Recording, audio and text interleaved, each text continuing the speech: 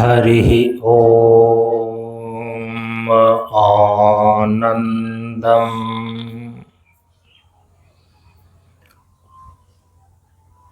प्रशांति जीवन दर्शनम नमो नारायण नारायणम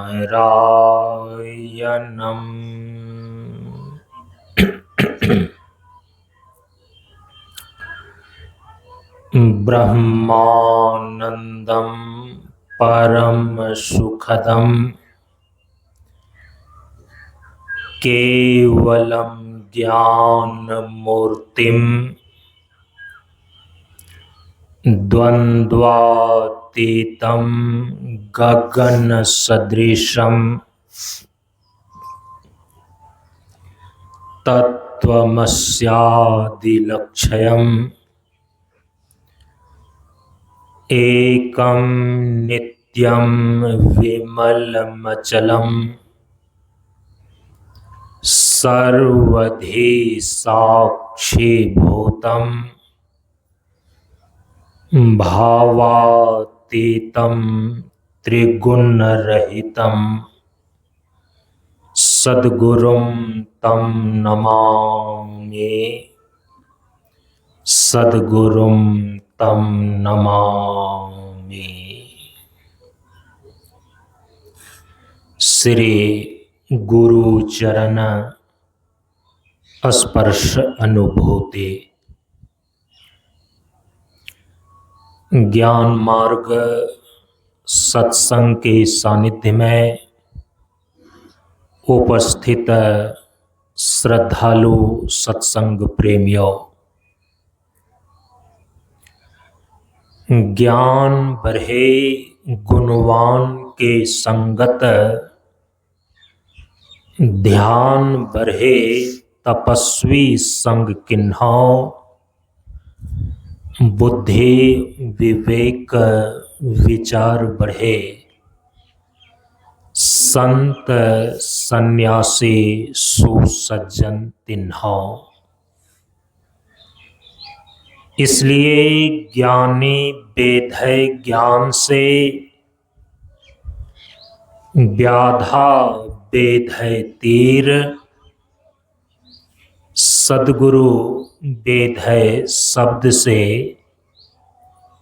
भींगे सकल शरीर। प्रेमियों, हम सभी लोग प्रशांत कन्या मिशन योगाश्रम गोआसा शेखपुरा मंच पर इस बार रौद्र संवत्सर सन 2026 ईस्वी के 19 मार्च से लेकर 27 मार्च तक आयोजित चैत्र नवरात्र साधना अनुष्ठान सत्संग सत्र के आज छठे दिन के सत्संग में हम सभी लोग उपस्थित हैं।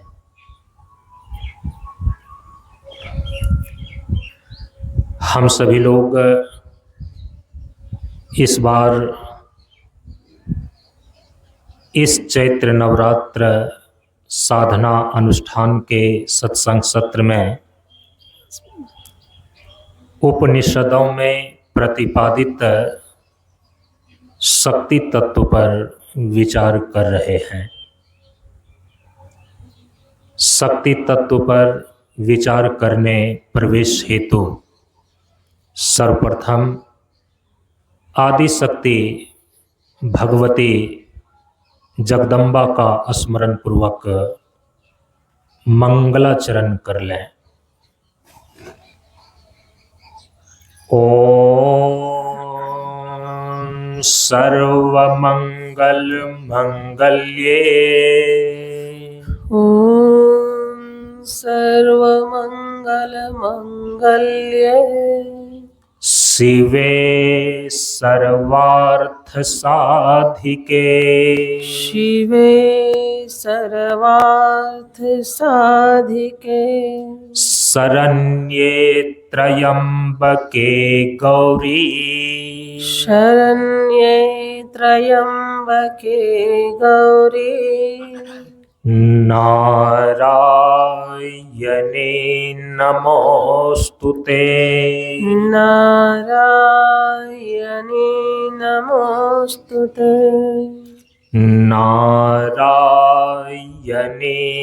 नमोऽस्तुते नारायणे नमोऽस्तुते ॐ सर्वस्वरूपे सर्वेशे ॐ सर्वस्वरूपे सर्वेशे सर्वशक्ति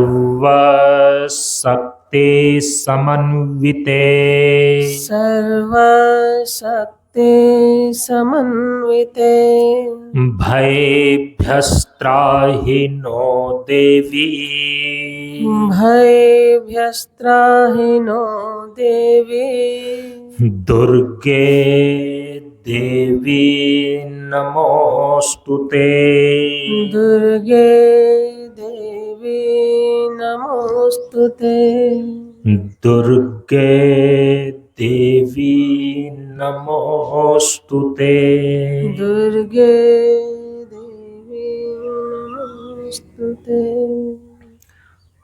ॐ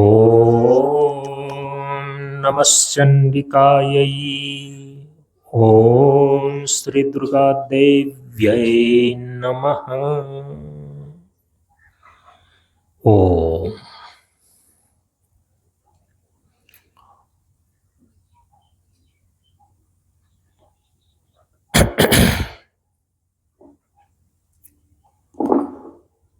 हम सभी लोग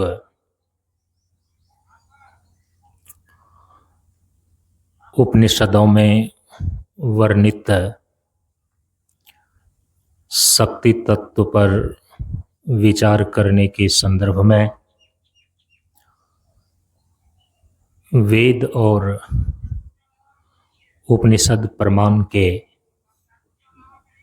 स्वरूप पर पिछले 4 दिनों के सत्संग में विचार किया और हम सभी लोगों ने विचार के माध्यम से देखा कि सनातन हिंदू धर्म का जो मूल ग्रंथ वेद है,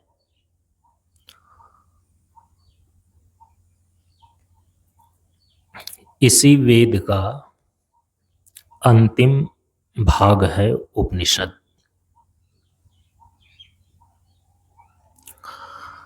आपने सुना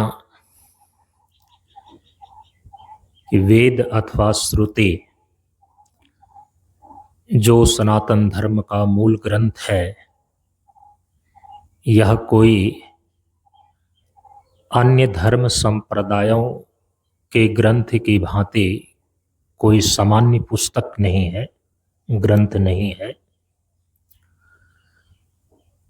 बल्कि संपूर्ण जीवन और सृष्टि का जो शाश्वत सिद्धांत है, सनातन संविधान है, उसी को बोलते हैं वेद। जीवन के व्यवहार और दर्शन का निर्धारण करने वाला जो अंतिम प्रमाण है, अंतिम निर्णायक है, निर्णय देने वाला है, वह वेद और श्रुति ही है। जो व्यवहार वेद के द्वारा विहित है, हम उसी को धर्म बोलते हैं। आपका जो व्यवहार वेद के द्वारा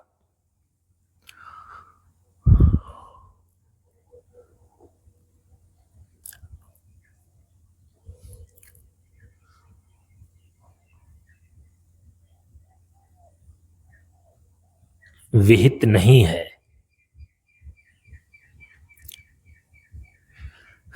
आपके जिस व्यवहार को वेद निषिद्ध करता है उसी को अधर्म बोलते हैं, पाप कर्म बोलते हैं। तो धर्म के विषय में और अधर्म के विषय में, कर्तव्य के विषय में और अकर्तव्य के विषय में वेद ही प्रमाण है, शास्त्र ही प्रमाण है। भगवान श्री कृष्ण ने गीता जी में अर्जुन को यही समझाया, तस्मात् शास्त्र प्रमाणम कर्तव्य अकर्तव्य व्यवस्थितौ। कर्तव्य और अकर्तव्य की व्यवस्था में धर्म और अधर्म का निश्चय करने में कि कौन सा व्यवहार और कर्म धर्म कहलाएगा और कौन सा कर्म और व्यवहार अधर्म कहलाएगा, क्या करने योग्य है जिसको करना कर्तव्य कहा जाएगा और क्या नहीं करना चाहिए, अकर्तव्य क्या है, इसके निर्णय में भगवान कह रहे हैं कि शास्त्र ही प्रमाण है। तस्मात् शास्त्र प्रमाणम कर्तव्य अकर्तव्य व्यवस्थितो। और यहाँ पर शास्त्र का अभिप्राय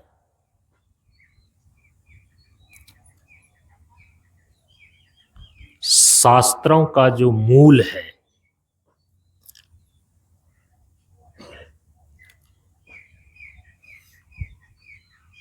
सभी शास्त्रों का जो मूल आधार है वेद और श्रुति, इसी वेद और श्रुति की ओर भगवान श्री कृष्ण का संकेत है कि तस्मात् शास्त्र प्रमाणम कर्तव्य अकर्तव्य व्यवस्थितौ। तो धर्म और अधर्म के विषय में, कर्तव्य और अकर्तव्य के विषय में किसी व्यक्ति की व्यक्तिगत बुद्धि प्रमाण नहीं है, क्योंकि व्यक्ति की जो बुद्धि है वो किसी चीज का निश्चय तो करती है, निर्णय तो करती है, लेकिन बुद्धि की एक सीमा है। कई बार आपने देखा है कि आपकी बुद्धि किसी विषय में जो निर्णय लेती है वह निर्णय कालांतर में और बाद में जाकर के गलत सिद्ध हो जाता है, और ईमानदार व्यक्ति इस चीज को स्वीकार करता है कि मैंने उस समय गलत निर्णय लिया था, मेरी बुद्धि ने गलत निर्णय किया। तो किसी भी व्यक्ति की जो व्यक्तिगत बुद्धि है यह अंतिम निर्णायक नहीं मानी जाती, क्योंकि कोई व्यक्ति सर्वज्ञ नहीं है। बुद्धि की एक सीमा है। तो जो सर्वज्ञ नहीं है, जो सभी चीजों को नहीं जानता है, जिसकी बुद्धि में सर्वज्ञता की क्षमता नहीं है, वो सही निर्णय ही लेगी सब चीजों को जान करके, सोच समझ करके, यह तो निश्चित नहीं है। जहां तक बुद्धि जानती है, जहां तक बुद्धि देख पाती है, तो वहां तक तो ये निर्णय ले सकती है। लेकिन जहां पर बुद्धि की गति ही नहीं है, जिस विषय को बुद्धि साक्षात जान ही नहीं सकती है, किसी भी व्यक्ति के पूर्व कर्म को, पीछे किए गए कर्म को यदि किसी व्यक्ति की बुद्धि नहीं देख सकती है, नहीं जान सकती है, तो जो सामने दिखाई दे रही है, प्रत्यक्ष में दिखाई दे रही है, उसको देख करके, जान करके बुद्धि जो भी निर्णय लेगी वो अधूरी होगी, पूर्ण नहीं होगी। इसीलिए व्यक्ति का जो व्यक्तिगत बुद्धि है और इस बुद्धि के द्वारा जो लिया गया निर्णय है, ये अंतिम निर्णय नहीं मानी जाती। आपकी बुद्धि अंतिम निर्णायक नहीं होती। इसीलिए जो समझदार व्यक्ति होते हैं वो कह देते हैं कि मैं जैसा समझ रहा हूं, मेरी बुद्धि जहां तक देख पा रही है, उसके अनुसार से मेरा ये निश्चय है, मैं ये निर्णय ले रहा हूं या ये निर्णय लिया हूं। जो मूर्ख होते हैं, जिनको इन सारी चीजों का परिज्ञान नहीं होता, वे अपने अहंकार में कहते हैं कि मैंने जो कहा है यही अंतिम सत्य है, मेरी बुद्धि ने जो निश्चय और निर्णय किया है यही अंतिम निर्णय है। ये मूर्खतापूर्ण घोषणा है।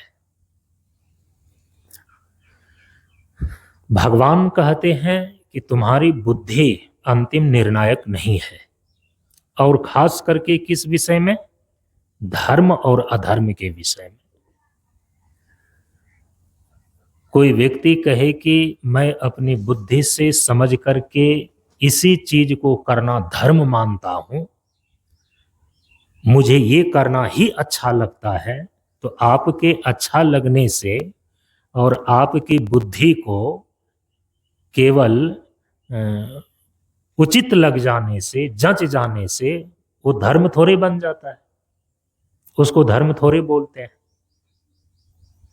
तब धर्म क्या है, अधर्म क्या है,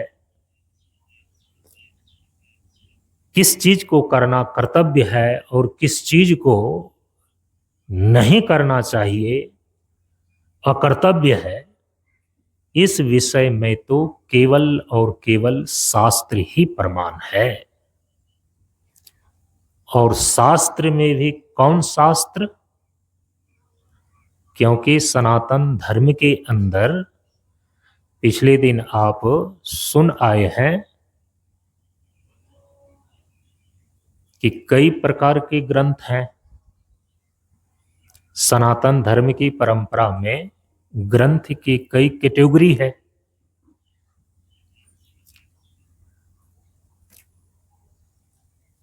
जिसमें श्रुति है, स्मृति है, पुराण है, इतिहास है, दर्शन है, आगम ग्रंथ हैं और निबंध ग्रंथ हैं। ये 7 प्रकार के ग्रंथों की श्रेणियां हैं सनातन धर्म की परंपरा में, जिसमें कि जो श्रुति अथवा वेद है, केवल यही अपौरुषेय है। पिछले 3-4 दिनों से आप सुन रहे हैं इस चीज को। श्रुति और स्मृति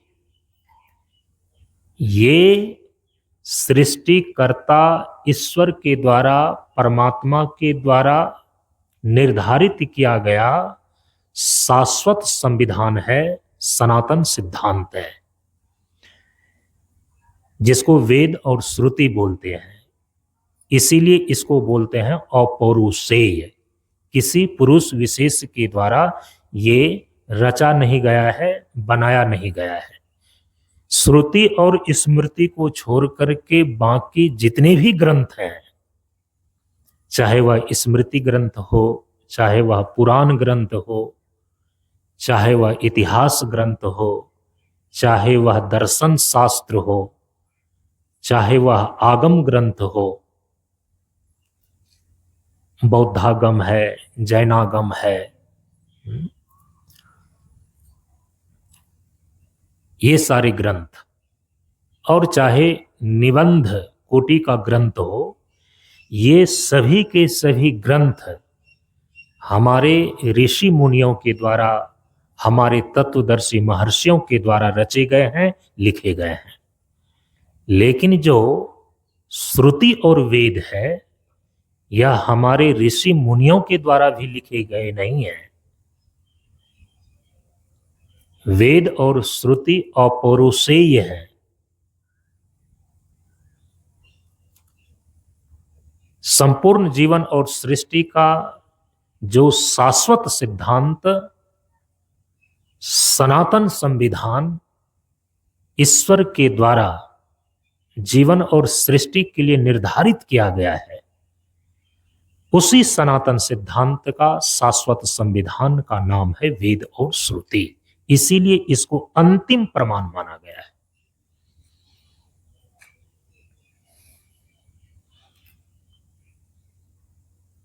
कई प्रकार की विचारधाराएं समाज में चलती हैं। अब उन सभी प्रकार की विचारधाराओं में कौन विचारधारा सही है, कौन विचारधारा गलत है, इसका निर्णय किसके द्वारा होगा?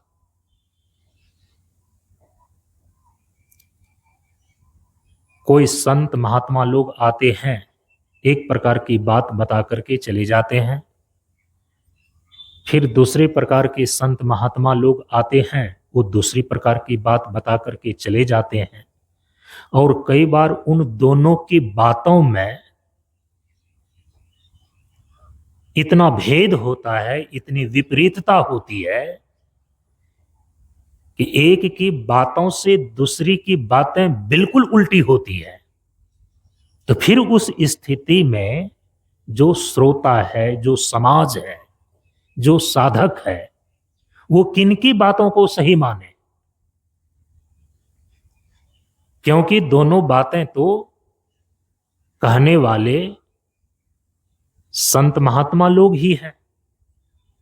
अच्छा, जब ग्रंथों को देखते हैं, शास्त्रों को देखते हैं, यदि ठीक ढंग से आप आचार्यों के द्वारा शास्त्र को न देखें, न पढ़ें,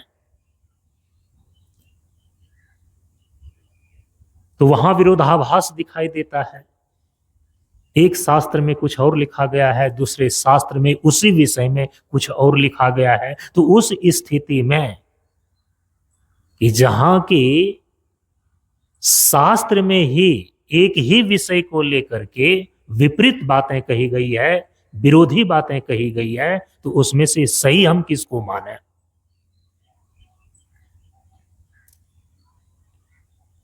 जब संशय इस प्रकार का उपस्थित होगा, इस प्रकार का जब संशय और संदेह उपस्थित होता है,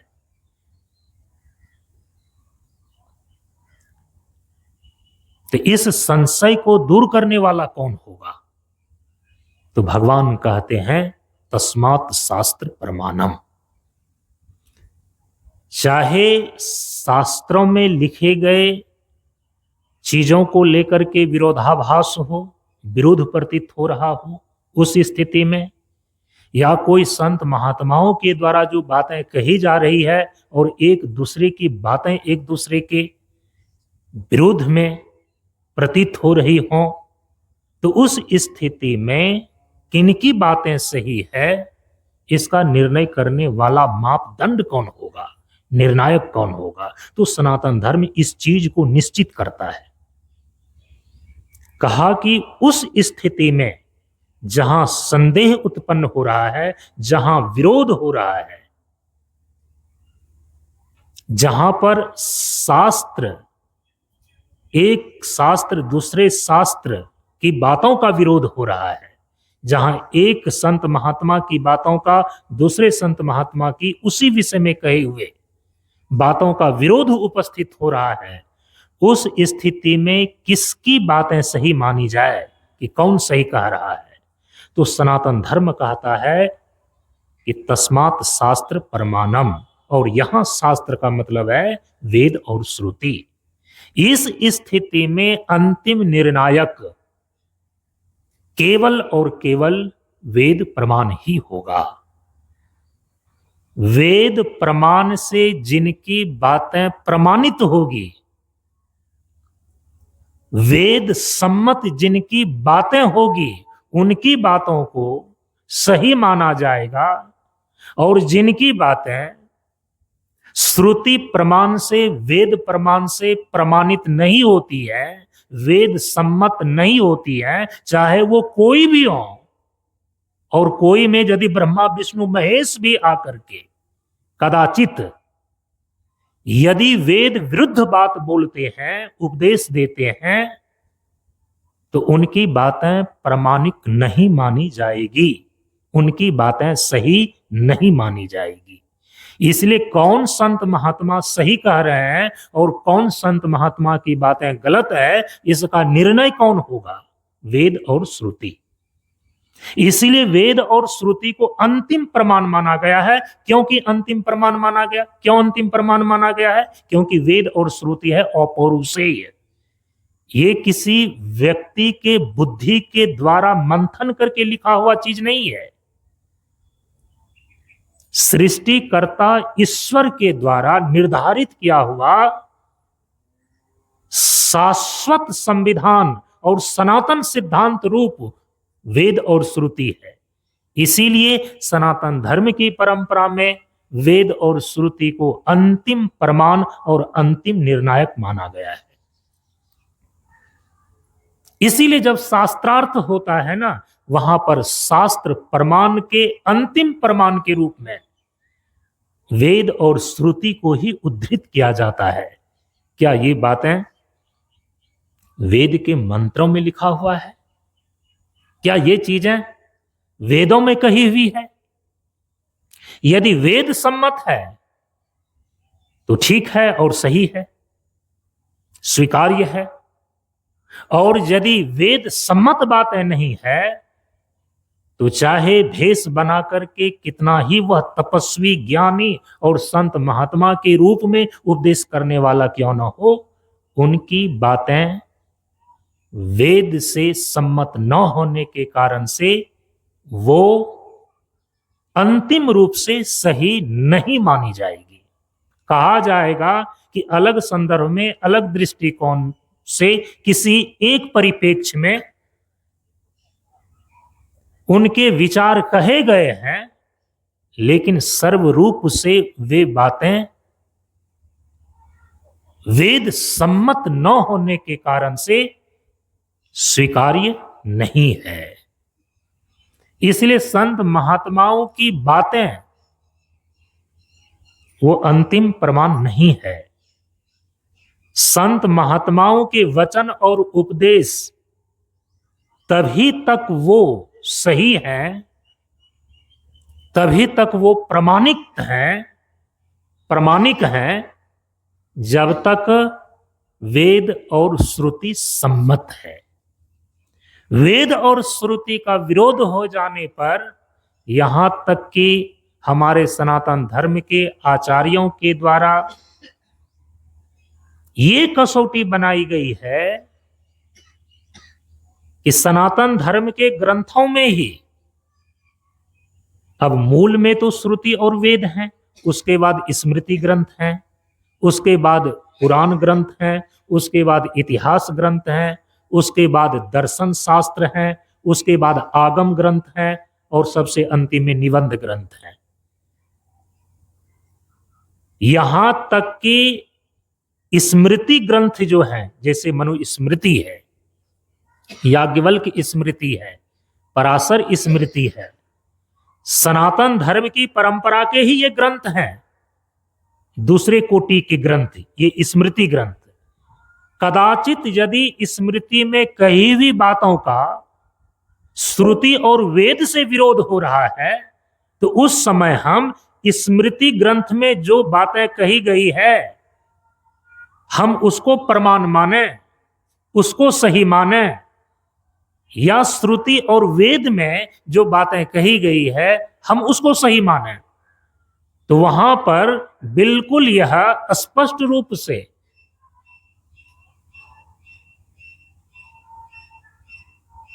दो टुक करके यह स्पष्ट कर दिया गया है कि यदि श्रुति में और स्मृति में कही हुई बातों का विरोध उपस्थित हो रहा है तो वहां अंतिम निर्णय श्रुति का ही माना जाएगा, श्रुति ही प्रमाण होगा।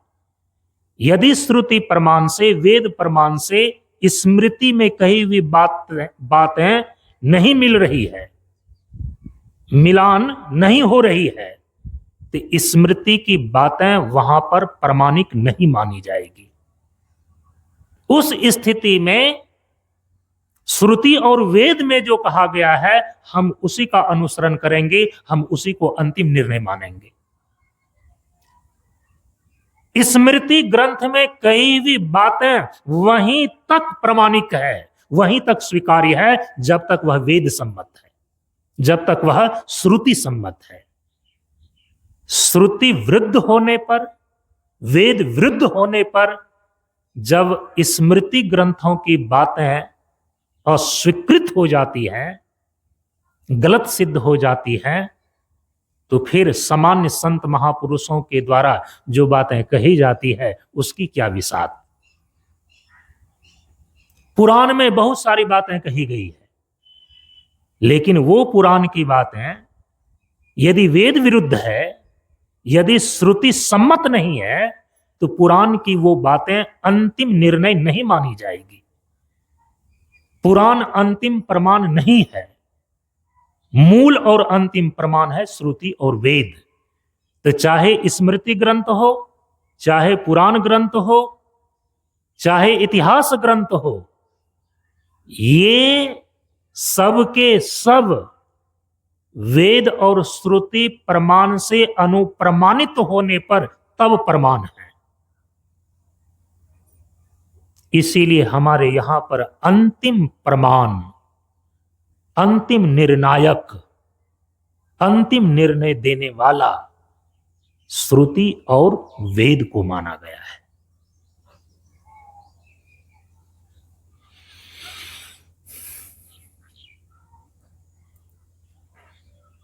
और आपने कल श्रवण किया कि भगवान वेदव्यास ने जो श्रुति और वेद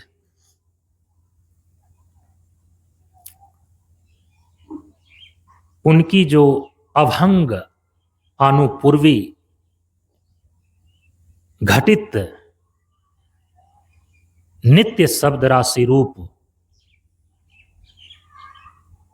जो वेद है, वेद के मंत्रों की जाति और उनके स्वरूप के आधार पर उनके 4 विभाग किए तो 4 वेद हो गया, ऋग्वेद, यजुर्वेद, सामवेद और अथर्ववेद।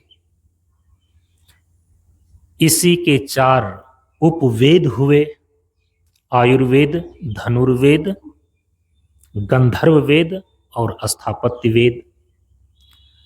और वेद के मंत्रों का अर्थ निश्चय करने के लिए वेद के 6 अंग निर्धारित किया गया: शिक्षा, कल्प, निरुक्त, छंद, व्याकरण और ज्योतिष।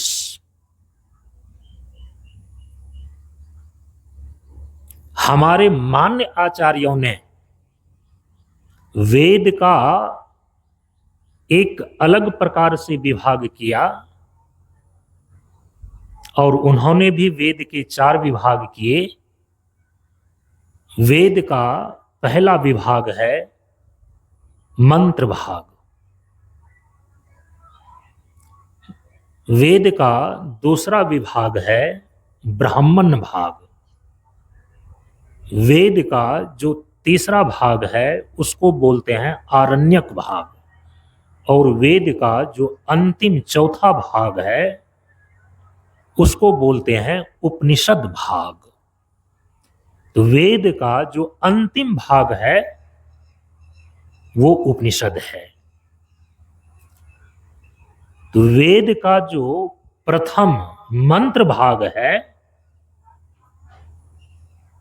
तो इस मंत्र भाग में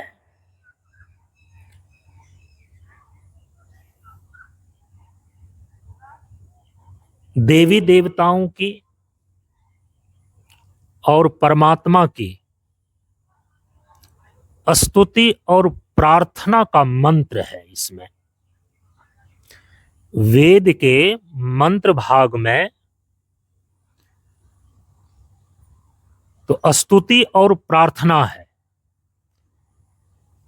जो विभिन्न देवी देवताओं के प्रति किया गया है, परमात्मा के प्रति किया गया है।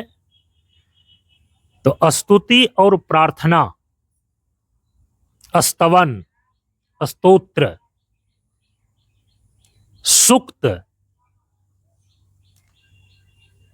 प्रार्थना को ही संस्कृत में सूक्त बोलते हैं। ये वेद के मंत्र भाग में है। वेद का जो दूसरा ब्राह्मण भाग है, तो वेद के ब्राह्मण भाग में ही सभी प्रकार के यज्ञ और याग का वर्णन किया गया है। जितने भी प्रकार के पूजा पाठ की पद्धतियां हैं, अनुष्ठान की पद्धतियां हैं, जितने भी प्रकार के धार्मिक कृत्य हैं वेद परंपरा के अंदर, वे सब के सब वेद के ब्राह्मण भाग में हैं। पांचों प्रकार के यज्ञ का जो वर्णन है, जिसको पंच महायज्ञ बोलते हैं, तो यज्ञ, याग, पूजा पाठ, सभी प्रकार के धार्मिक कृत्यों का निरूपण और उसका वर्णन वेद के ब्राह्मण भाग में पाए जाते हैं। और देवी देवताओं की जितनी स्तुतियां हैं, जितने स्तोत्र पाठ हैं, जितने सूक्त हैं,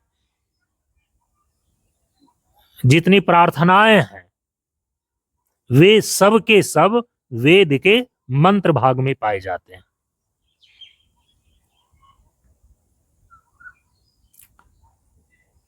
तीसरा जो आरण्यक भाग है, वेद के आरण्यक भाग में अरण्य का अर्थ होता है जंगल अथवा वन।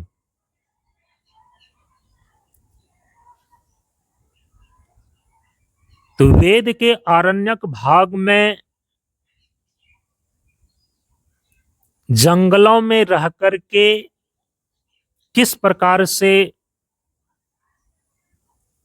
साधनामय जीवन व्यतीत, तपोमय जीवन व्यतीत किया जाता है, इसके नियम, तप और साधना का स्वरूप, योग और उपासना का विधान, इन सभी चीजों का वर्णन वेद के आरण्यक भाग में पाए जाते हैं।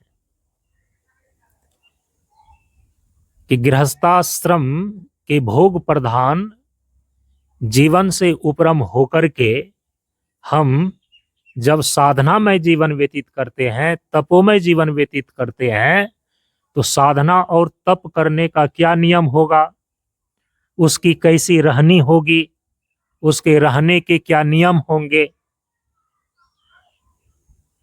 किस प्रकार से योग साधना और उपासना वो करेगा, किस प्रकार से जप करेगा, किस प्रकार से तप करेगा, साधना और उपासना की, तप करने की सभी प्रकार की पद्धतियों का वर्णन वेद के आरण्यक भाग में प्राप्त होते हैं।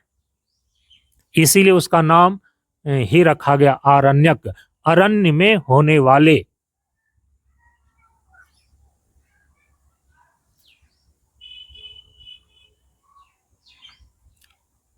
अरण्य में रहने वाले अरण्य में रह करके जीवन व्यतीत करने वाले के लिए जो तप, साधना, योग और उपासना का नियम निर्धारित किया गया है, नियम बतलाया गया है, वे वेद के आरण्यक भाग में उपलब्ध होते हैं।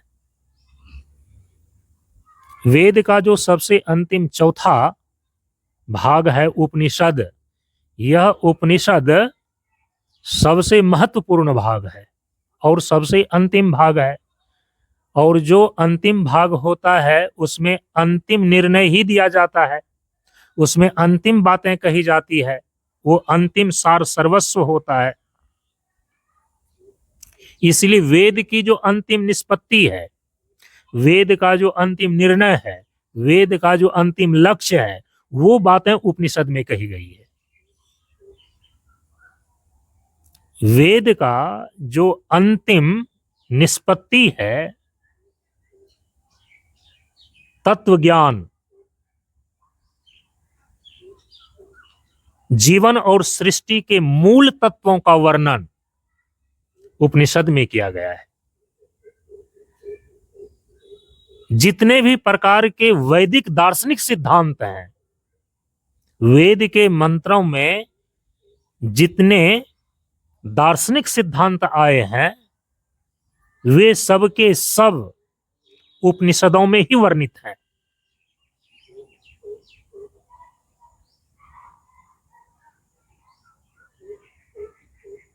ईश्वर क्या है, जीव क्या है, परमात्मा क्या है, ब्रह्म क्या है, माया क्या है, ये जो जीवन और सृष्टि के मुख्य तत्व हैं, ये सारी तात्विक विवेचना उपनिषदों में की गई है। इसीलिए वेद का जो सबसे अंतिम भाग उपनिषद है, ये तत्व ज्ञान का कोश कहलाता है। वैदिक तत्व ज्ञान का कोश, वैदिक दार्शनिक सिद्धांत का कोश उपनिषद कहलाता है। तो सभी प्रकार के वैदिक दार्शनिक सिद्धांतों का निरूपण, तत्व ज्ञान का निरूपण, तत्वों के स्वरूप का निर्धारण वेद के अंतिम भाग उपनिषद में उपलब्ध होते हैं। वेद का अंतिम भाग होने के कारण से उपनिषद को वेदांत कहा जाता है। वेदा नाम अंतः इति वेदांतः। वेदों का जो अंतिम भाग है, वेदों का जो शिरोभाग है, वेदों का जो अंतिम निष्पत्तियां जिसमें बतलाई गई है, वेद आपको कर्मकांड के द्वारा, उपासना कांड के द्वारा, वेद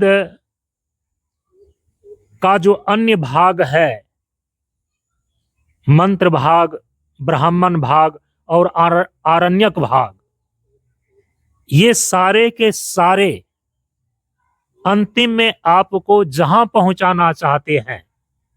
तो वेद का जो शिरोभाग है, वेद का जो अंतिम भाग है, वो उपनिषद है। तो वेद की परिसमाप्ति उपनिषद में जाकर के होती है।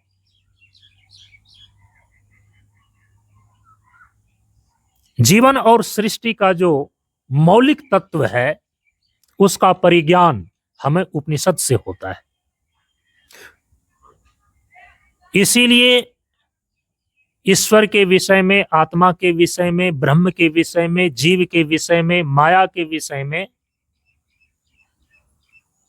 जो कुछ भी आप सुन रहे हैं, जिन महापुरुषों के मुख से आप सुन रहे हैं, अन्य जिन पुस्तकों और शास्त्रों में आप पढ़ रहे हैं,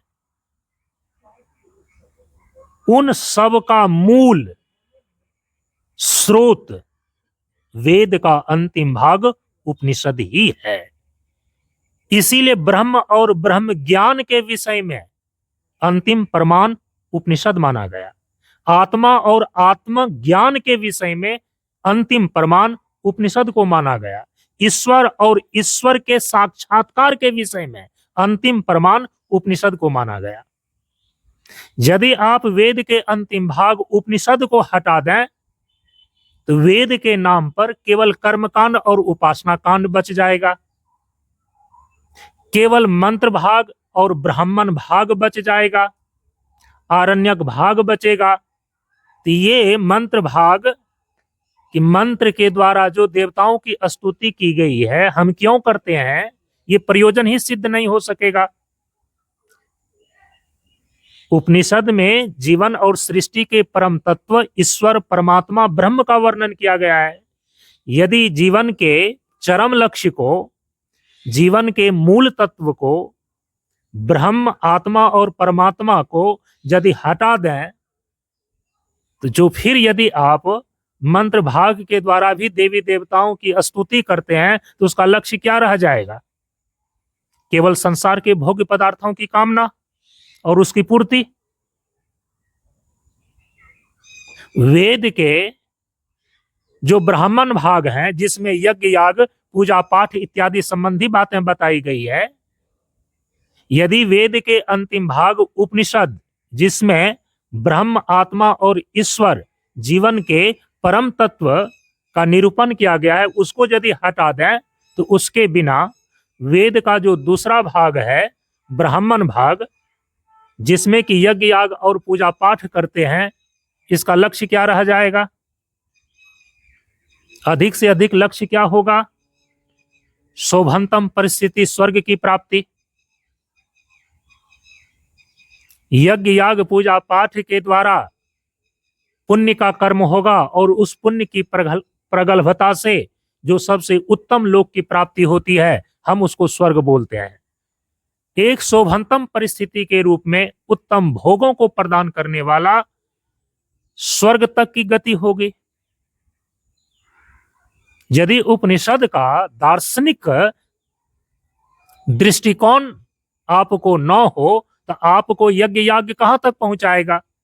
आपको पूजा पाठ कहां तक ले जाएगा? स्वर्ग तक ले जाएगा। और स्वर्ग ये अंतिम चीज है नहीं। भगवान श्री राम के वचन को यदि प्रमाण माने, कल भी मैंने बतलाया था, भगवान कहते हैं अयोध्यावासी को, स्वर्ग स्वल्प अंत दुखदाई। स्वर्ग तो स्वल्प है, माने अनित्य है। भगवान श्री कृष्ण ने इसीलिए अर्जुन को समझाया गीता जी में, छीने पुण्य मर्त्य लोके विसंति। देवता लोग जो स्वर्ग में निवास करते हैं, पुण्य के छीन हो जाने पर विसंति, विसंति का मतलब होता है जब किसी को धक्का दे करके पुश किया जाता है, गिरा दिया जाता है, धक्के मार करके गिरा दिए जाते हैं स्वर्ग से देवताओं को। छीने पुण्य मर्त्य लोके विसंति, स्वर्ग से देवता लोगों को इसी मृत्यु लोक में गिरा दिए जाते हैं। तो स्वर्ग की प्राप्ति भी तो जीवन का अंतिम समाधान नहीं हुआ। जीवन का कल्याण तो स्वर्ग की प्राप्ति से नहीं होता है। जीवन का कल्याण तो मोक्ष की प्राप्ति से होती है, जहां जीवन के सभी प्रकार के दुखों की आत्यंतिक निवृत्ति होकर परमानंद की समुपलब्धि होती है। सभी प्रकार के बंधनों से छूट जाते हैं सदा के लिए। उस स्थिति को कहा गया है मोक्ष। और वो मोक्ष कैसे होता है? मोक्ष क्या स्वर्ग को प्राप्त करने से होता है? क्या उत्तम भोगों को भोगने से मोक्ष की प्राप्ति होती है? नहीं, मोक्ष की प्राप्ति होती है तत्व ज्ञान से। और वो तत्व ज्ञान किससे मिलता है? उस तत्व ज्ञान का वर्णन किसमें किया गया है? उपनिषद में। इसीलिए वेद के अंतिम भाग, वेद के शिरोभाग उपनिषद को यदि वेद से हटा दिया जाए, वेद से निकाल दिया जाए, देखिए फिर वेद के नाम पर क्या बचता है। क्योंकि कुछ कुछ संस्थाओं ने, कुछ कुछ लोगों ने वेद के अंतिम भाग उपनिषद को वेद का भाग ही नहीं माना, उसको हटा करके वो बातें करते हैं। तो फिर यदि उपनिषद को हटा करके वेद के नाम पर बच क्या जाएगा? और वे आपके जीवन को कहां तक ले जाएगा? अंतिम स्वर्ग तक ले जा सकता है। मोक्ष प्रदान करने में तो समर्थ नहीं होगा, क्योंकि भगवान श्री राम का ही वचन है लक्ष्मण के प्रति अरण्य कांड में कि धर्म ते विरति योग ते ज्ञाना ज्ञान मोक्ष प्रद वेद बखाना। ज्ञान मोक्ष प्रद, मोक्ष को प्रदान करने में तो केवल तत्व ज्ञान ही समर्थ है। और जीवन का जो परम तत्व ब्रह्म है, जीवन का परम तत्व जो ईश्वर है, जीवन और सृष्टि का परम तत्व जो परमात्मा है, उसका निरूपण तो उपनिषद में किया गया है, वेद के अंतिम भाग में। और यदि वेद के अंतिम भाग उपनिषद को ही आपने प्रमाण नहीं माना, तो उपनिषद को हटा करके वेद का जो मंत्र भाग है, वेद का जो ब्राह्मण भाग है, ये तो आपको तत्व ज्ञान प्रदान नहीं कर सकता है। तो तत्व ज्ञान के बिना तो मोक्ष की सिद्धि ही नहीं होती है। जब तक ब्रह्म और आत्मा का अपरोक्ष ज्ञान नहीं हो जाता, जब तक ब्रह्म ज्ञान नहीं हो जाता, जब तक परमात्मा का साक्षात्कार नहीं हो जाता, तब तक किसी भी जीव को आत्यांतिक मुक्ति और मोक्ष की प्राप्ति नहीं होती। ये तत्व ज्ञान और तत्व का निरूपण तो हमारे वेद के अंतिम भाग उपनिषद में किया गया है। तो उपनिषद को हटा करके आप जीवन के परम पुरुषार्थ मोक्ष की सिद्धि नहीं कर सकते। अच्छा, आरण्यक कांड में जो तप, योग साधना और जंगलों में रह करके तपों में जीवन जीने के नियम निश्चित करके बताए गए हैं, तो यदि साधना का तात्विक दृष्टिकोण मालूम न हो, तप करने का यदि तात्विक दृष्टिकोण मालूम न हो, दार्शनिक दृष्टिकोण मालूम नहीं हो, तो वह तप और साधना भी आपको अंतिम में कहां तक ले जा सकता है। आप पुराणों में पढ़ेंगे कि बड़े बड़े दैत्य और राक्षस ने भी उग्र तप किया था, और उग्र तप करके बहुत बड़ी बड़ी शक्तियां उनको प्राप्त हो गई थीं। तो आप शक्तिशाली हो सकते हैं, आप इतने तपोबल से शक्तिशाली हो सकते हैं कि एक अलग प्रकार की विश्वामित्र की तरह नई सृष्टि बना सकते हैं, लेकिन इससे आपको मुक्ति और मोक्ष की प्राप्ति हो जाएगी, ये तो निश्चित नहीं है ना। मुक्ति और मोक्ष की प्राप्ति तो तत्व ज्ञान से ही होगा, और उस तत्व ज्ञान का निरूपण तो उपनिषद में ही किया गया है। इसीलिए यदि वेद का अंतिम भाग उपनिषद को वेद से यदि हटा दिया जाए, यदि वेद प्रमाण के अंदर उपनिषद को प्रमाण न माना जाए, इस दशा में वेद के मंत्र भाग, वेद के ब्राह्मण भाग और वेद के आरण्यक भाग, तीनों के तीनों भाग ही तात्विक और दार्शनिक दृष्टिकोण के अभाव के कारण से ये दिशाहीन हो जाएंगे।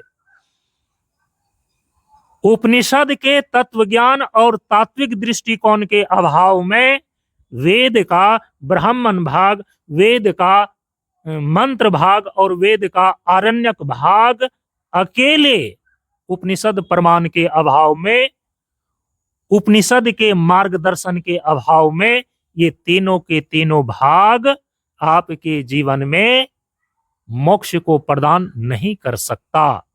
इसीलिए वेद की जो अंतिम निष्पत्ति, वेद का जो अंतिम निचोड़, वेद का जो अंतिम लक्ष्य बताया गया है, वो उपनिषद में बताया गया है। इसीलिए हम सनातन धर्म की परंपरा में उपनिषद को अंतिम प्रमाण मानते हैं। वेद तो प्रमाण है ही, वेद धर्म के विषय में भी प्रमाण है और वेद ब्रह्म के विषय में भी प्रमाण है। कई दिनों से आप सुन रहे हैं ना, जीवन में व्यवहार है और दर्शन है। तो जीवन का जो व्यवहारिक पक्ष है वो धर्म कहलाता है, और जीवन का जो दार्शनिक पक्ष है, जिसमें जीवन के मौलिक तत्व का परिज्ञान होता है, जीवन के मौलिक तत्व जैसे जीव है, ब्रह्म है, आत्मा है, परमात्मा है, ईश्वर है, इनके स्वरूपों का परिज्ञान होता है। हम इसको बोलते हैं दर्शन भाग। जीवन का जो व्यवहार है और जीवन का जो दर्शन है, इन दोनों के मूल में तो वेद बैठा हुआ है ही। इसीलिए धर्म और ब्रह्म, वेद की ये दो निष्पत्तियां हैं। माने वेद के ये ही दो मुख्य तत्व हैं, एक है धर्म तत्व और दूसरा है ब्रह्म तत्व। जीवन का व्यवहार और जीवन का दर्शन। जीवन का दर्शन तो किसका दर्शन? परम तत्व ब्रह्म का दर्शन। और जीवन का व्यवहार कैसा? तो जीवन का व्यवहार धर्म रूप में। तो इसीलिए धर्म और ब्रह्म, इसके विषय में अंतिम प्रमाण तो वेद ही है। लेकिन जो ब्रह्म तत्व है, जो ब्रह्म तत्व है, जीवन और सृष्टि का परम तत्व ब्रह्म, परब्रह्म परमात्मा परम प्रभु, इसके स्वरूप का ज्ञान, इसके अप्रोक्ष ज्ञान प्राप्त करने का साधन, इन सारी चीजों का निरूपण तो उपनिषद में किया गया है। उपनिषद प्रमाण के अभाव में जो वेद का अंतिम निष्पत्ति है ब्रह्म परमात्मा, वेद का शाब्दिक अर्थ ही होता है जानना। वेद में मूल शब्द है विद। विद धातु से वेद बना है और विद शब्द का, विद धातु का अर्थ ही होता है जानना। तो वेद की अंतिम निष्पत्ति तो ज्ञान में है, वेद की अंतिम निष्पत्ति तो ब्रह्म ज्ञान में है। और वो ब्रह्म के स्वरूप और ब्रह्म ज्ञान प्राप्त करने के साधन, इन सभी चीजों का निरूपण इसलिए वेद के अंतिम भाग उपनिषद में किया गया है। उपनिषद, अभी कुछ देर पहले मैंने इसलिए आपको कहा कि आत्मा और आत्मज्ञान के विषय में अंतिम प्रमाण उपनिषद ही है। ब्रह्म और ब्रह्म ज्ञान के विषय में अंतिम प्रमाण वेद का अंतिम भाग उपनिषद ही है। ईश्वर और ईश्वर साक्षात्कार के विषय में अंतिम प्रमाण वेद का अंतिम भाग उपनिषद ही है। क्योंकि उपनिषद में ही जीवन और सृष्टि के मूल तत्व, परम तत्व ब्रह्म, आत्मा, जीव और परमात्मा, इन सभी के स्वरूपों का और इनको प्राप्त करने के साधन विधियों का प्रतिपादन किया गया है उपनिषद में। धर्म और ब्रह्म के विषय में वेद प्रमाण है, वेद ही प्रमाण है। लेकिन ब्रह्म के विषय में, आत्मा के विषय में, ईश्वर के विषय में वेदों का अंतिम भाग उपनिषद ही प्रमाण है। वेद के मंत्र भाग प्रमाण नहीं है ब्रह्म और आत्मा के विषय में।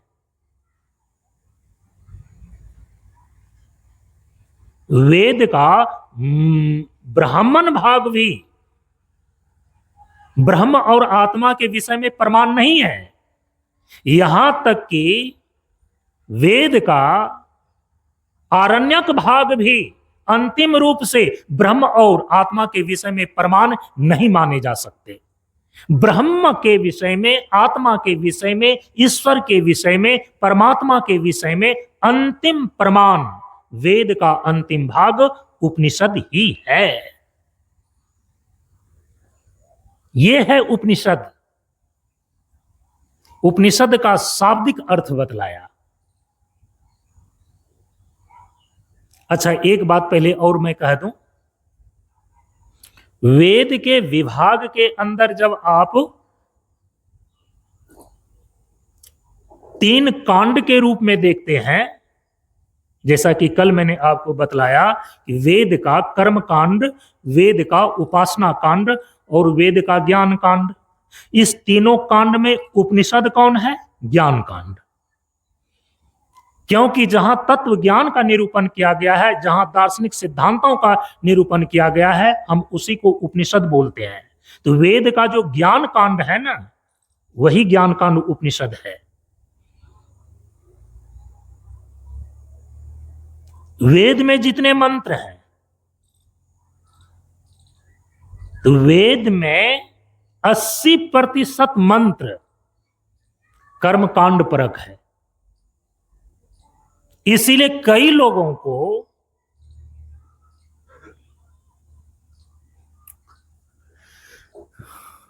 ये भ्रम हो जाता है, कई लोग ये भूल कर जाते हैं, वो समझ लेते हैं कि चूंकि वेद में कर्म परक मंत्रों की बहुलता है, इसलिए वेद का उद्देश्य कर्मकांड ही है। नहीं, मंत्रों की बहुलता होने के कारण से मंत्रों का प्रतिशत 80% हो जाने के कारण से ही वेद की निष्पत्ति, वेद का लक्ष्य कर्म ही नहीं है, कर्मकांड ही नहीं है। हां, यह सच है कि वेद में 80% मंत्र कर्म परक हैं, कर्मकांड परक हैं।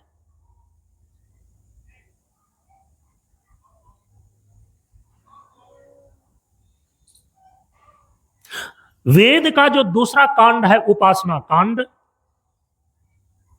जिस उपासना कांड के अंदर वेद में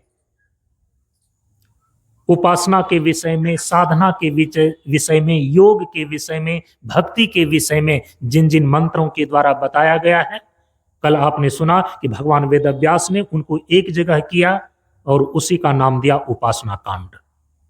वेद के उस कांड को हम बोलते हैं उपासना कांड। तो उपासना परक मंत्र जो है वेद के अंदर 16% है। 16% उपासना परक मंत्र हैं वेदों के अंदर। और आपको सुनकर के आश्चर्य होगा कि ज्ञान कांड के अंदर जो जीवन और सृष्टि के मूल तत्व का ज्ञान का निरूपण किया गया है, ब्रह्म के स्वरूप को बतलाया है, आत्मा के स्वरूप को बतलाया है, ईश्वर के अस्तित्व और स्वरूप को बतलाया गया है, वेद के जिन जिन मंत्रों में जिसको ज्ञान कांड के अंदर रखा गया है, वेद के ऐसे मंत्र केवल 4% ही हैं।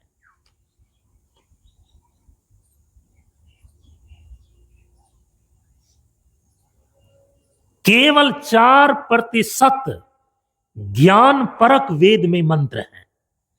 16% उपासना परक मंत्र हैं वेद में, और 80% कर्मकांड परक, कर्मकांड से संबंधित, कर्मकांड को निर्देशित करने वाला वेदों में मंत्र है। लेकिन इसका मतलब यह नहीं होता है कि वेद का उद्देश्य केवल कर्मकांड है। वेद का अंतिम निष्पत्ति तो ब्रह्म ज्ञान में है। जीवन और सृष्टि का जो परम तत्व, मूल तत्व ब्रह्म और आत्मा है, इसके साक्षात्कार में है। तो ब्रह्म ज्ञान तक आपकी योग्यता बन जाए, आप उसके अधिकारी बन जाए, ब्रह्म ज्ञान तक आप पहुंच सकें, इसीलिए वेद आपको अधिकारी बनाने के लिए, आपके जीवन में साधना का कर्मिक विकास करने के लिए पहले कर्मकांड निर्धारित करता है, इसके बाद उपासना कांड निर्धारित करता है। क्योंकि व्यक्ति अभी जीवन में व्यवहार प्रधान है, कर्म प्रधान है। ये अपने जीवन को पहले सजाएगा कर्मों के द्वारा।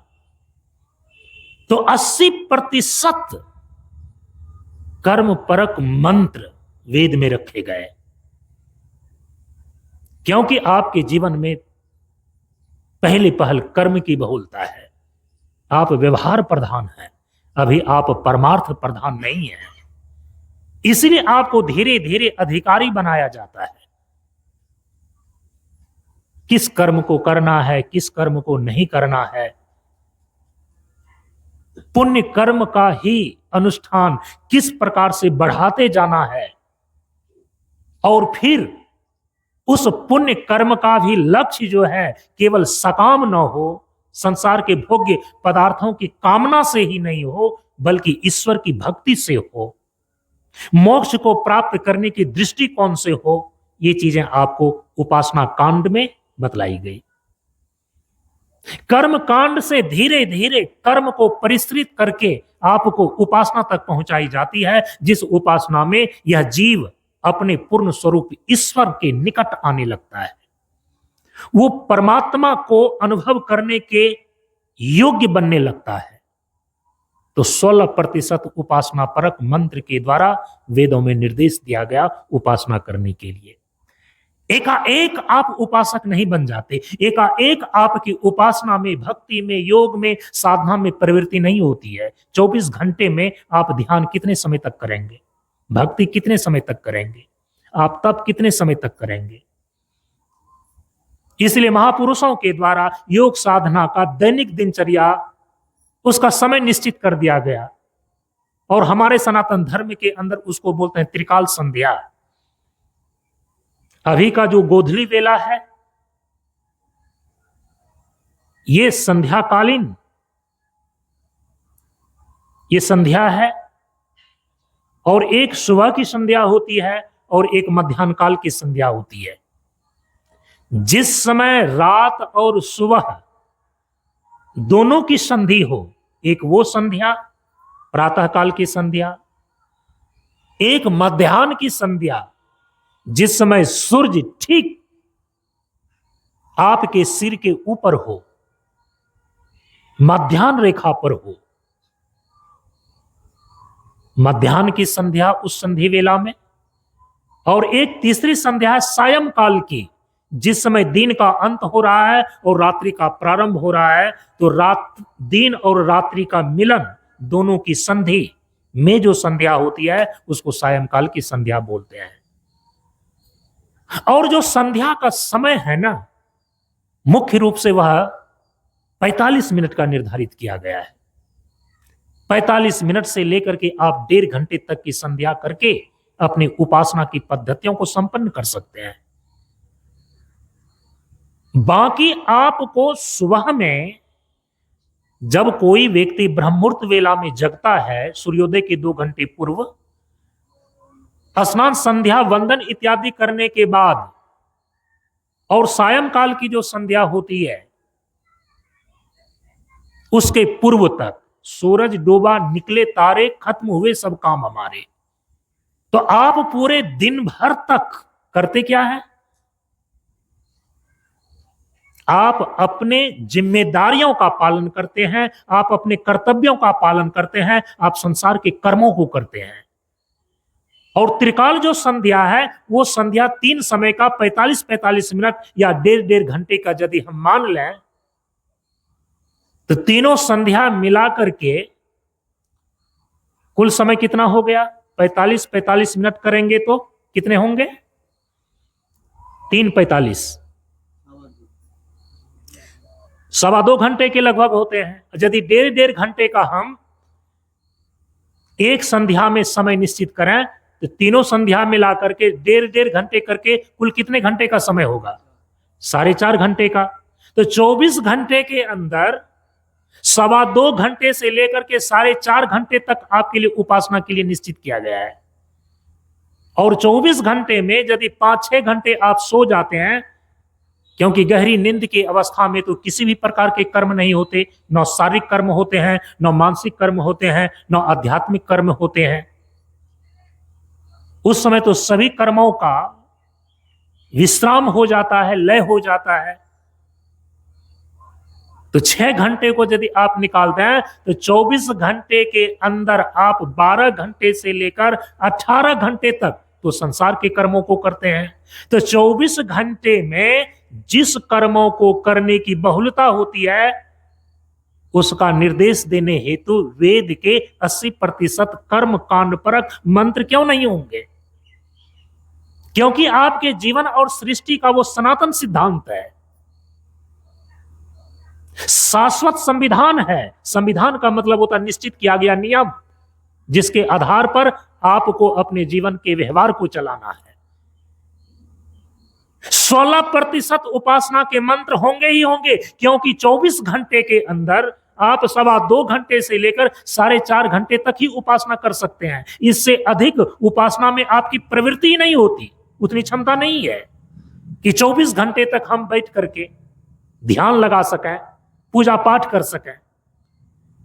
तो उस अनुसार से तो 16% यदि वेद में उपासना परक मंत्र है तो उचित ही है। लेकिन इन सारे संसार के कर्तव्यों को करने पर, उपासना और साधना करने पर आपकी जो शारीरिक और मानसिक स्थिति व्यवस्थित हो पाती है, उस व्यवस्थित स्थिति में ज्ञान और ध्यान जो आपके अंदर घटित होता है कि अपने स्वरूप के अनुसंधान को लेकर आत्मा अनुभूति की जो चीजें होती है, ब्रह्म ज्ञान की जो स्थिति बनती है, वो कितनी देर तक बन सकती है आपके अंदर? उपासना में जितने देर तक आप पूजा पाठ करते हैं, साधना करते हैं, उपासना की क्रियाएं चलती है, इस जीव को परमात्मा की सत्ता से जोड़ने का हम अभ्यास करते हैं, उसका उपचार चलते रहता है। लेकिन परमात्मा की अनुभूति ध्यान में घटित हो ही जाए, ये तो निश्चित नहीं है। 3-3, 4-4 घंटे तक यदि आप उपासना का अनुष्ठान करते हैं, साधना का अनुष्ठान करते हैं, यदि उसमें 3-4 मिनट भी एक ऐसा समय और आपकी ऐसी मानसिक स्थिति घटित हो जाए जहां की आपको स्वरूप की अनुभूति हो, परमात्मा के ध्यान में आप लीन हो जाएं, 3-4 मिनट भी काफी है।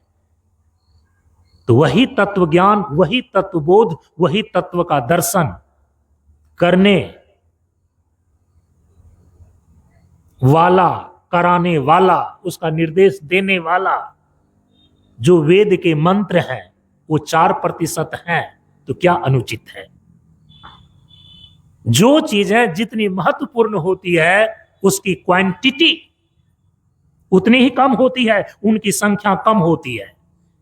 इस जीवन और सृष्टि का परम तत्व ईश्वर है, तो वो संख्या में कितनी है? कितने ईश्वर हैं?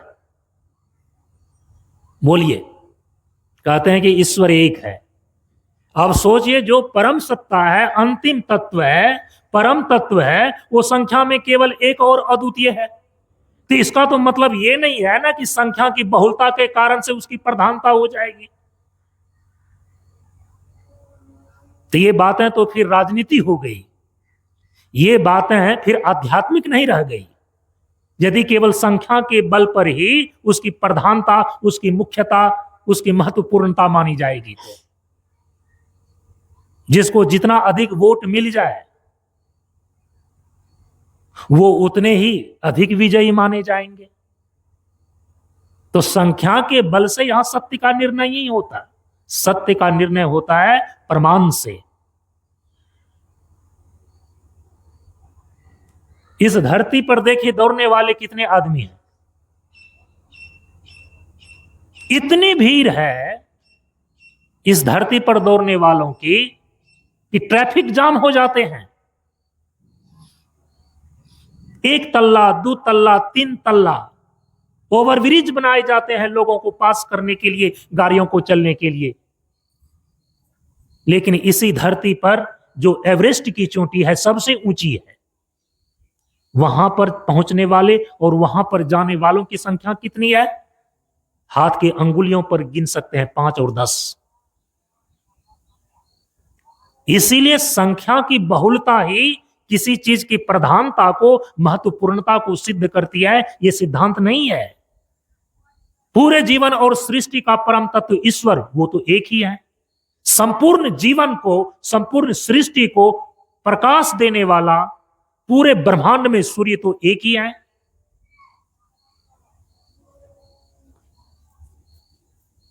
इसीलिए वेद का जो महत्वपूर्ण तथ्य है, तत्व ज्ञान,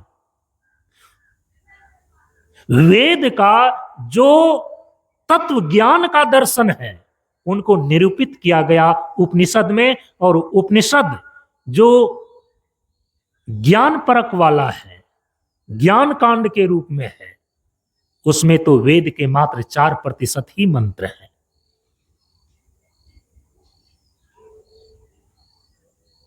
कई मन दूध को यदि आप इकट्ठा करें और उसको मथें तो 1 कुंटल 100 किलोग्राम दूध को यदि मथें तो उससे उनका सार रूप में मक्खन कितना निकलेगा? क्या 1 कुंटल निकलेगा? क्या नहीं निकलेगा ना। क्वांटिटी तो कम हो जाएगी। 1 कुंटल दूध को मथने पर यदि 10 किलोग्राम मक्खन भी निकल जाए तो बहुत है। कहां 100 किलोग्राम और कहां 10 ग्राम। तो आप क्या कहेंगे कि दूध ज्यादा महत्वपूर्ण है कि दूध का सार सर्वस्व मक्खन ज्यादा महत्वपूर्ण है? 10 किलो मक्खन को यदि उसको आग की भट्ठी पर जलाया जाए तो मक्खन तप कर करके जब घृत बनता है, घी बनता है, वो कितना बनता है? 10 किलो मक्खन को यदि आप तपाएंगे तो 5 किलो, 4 किलो, 3 किलो घी भी यदि निकल जाए, यही बहुत है। तो आप क्या कहेंगे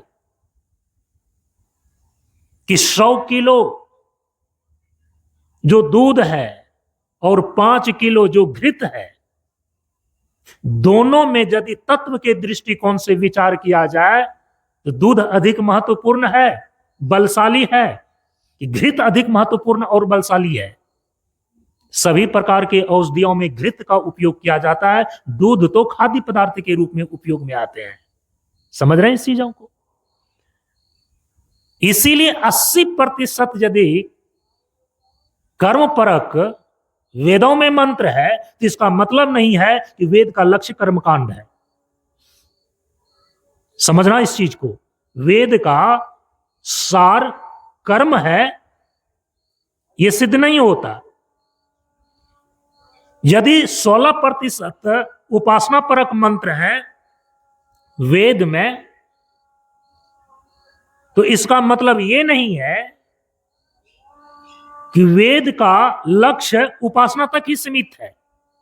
वेद का लक्ष्य है तत्व ज्ञान। वेद की अंतिम निष्पत्ति है ब्रह्म ज्ञान।